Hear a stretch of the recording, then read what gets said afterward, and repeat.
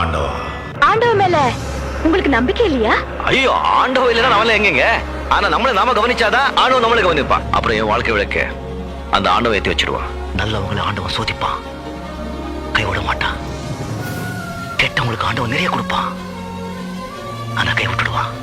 ஒரே பயம், ஆண்டவன் நான் காப்பாத்துறேன், ஆண்டவன் காப்பாத்துவான். ஆண்டவன் சொல்றான், ஆண்டவன் சொல்றான், ஆண்டவன் சொல்றான். ஆண்டவனுடைய கோட்டுன்னு ஒண்ணு இருக்கு. நம்ம கையில என்ன இருக்கு மிஸ்டர் ரவி? எல்லாம் போடா, ஆண்டவனே நம்ம பக்கம் இருக்கான்.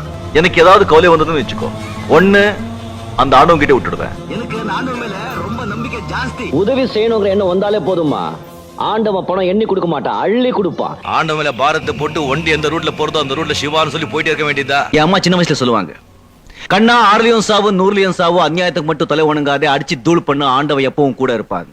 ஆண்டவா.